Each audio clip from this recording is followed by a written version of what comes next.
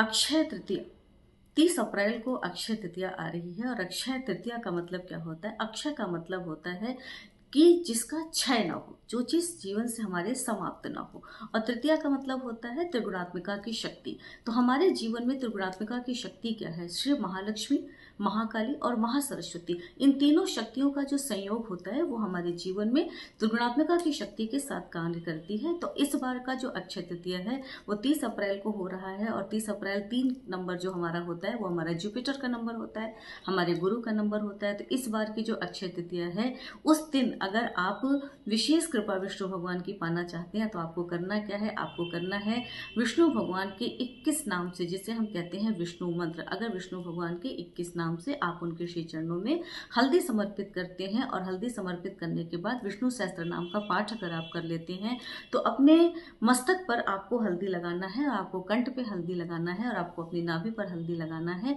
इसके साथ ही साथ अगर शाम को आप कौड़ी, गोमती चक्र, कमलगट्टा, चावल और हल्दी, इन सारी चीज़ों को मिक्स करके और थोड़ा सा हो सके तो सूखी धनिया, इन सारी चीज़ों को मिक्स करके अगर आप माँ लक्ष्मी के श्री चरणों में चढ़ाते हैं और माँ लक्ष्मी के श्री चरणों में अगर आप केसर लगाते हैं तो माँ लक्ष्मी की विशेष कृपा आपके ऊपर बनी होती है।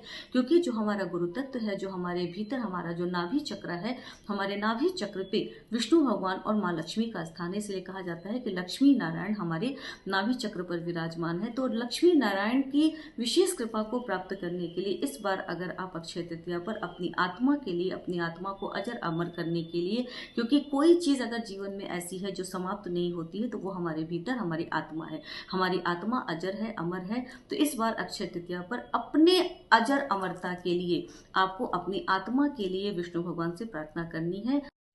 उस दिन हो सके तो विष्णु भगवान का आपको ध्यान करना है और माँ लक्ष्मी का ध्यान करना है। आपको अपना पूरा चित्त अपने नाभि चक्र पे रखना है और अपने नाभि चक्र पे अपने चित्त को रखते हुए आपको महसूस करना है कि भगवान विष्णु हमारे नाभि पर विराजमान है, माँ लक्ष्मी हमारे नाभि पर विराजमान है। और अपने चित्त को अपने सिर के तालु भाग पर रखेंगे और महसूस करेंगे कि हमारे सिर के तालु भाग से एक परमात्मा की परम चैतन्य आ रहा है, परमात्मा का एक प्रेम आ रहा है जो हमारे नाभि चक्र पे जा रहा है।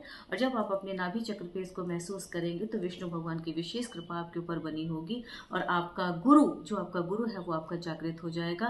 तब आपकी जो आत्मा है उसको एक अजरता और अमरता मिल जाएगी। फिर आप कह सकते हैं कि अक्षय तृतीया वाले दिन हमने उस क्षय को प्राप्त कर लिया जो कभी समाप्त नहीं होता है।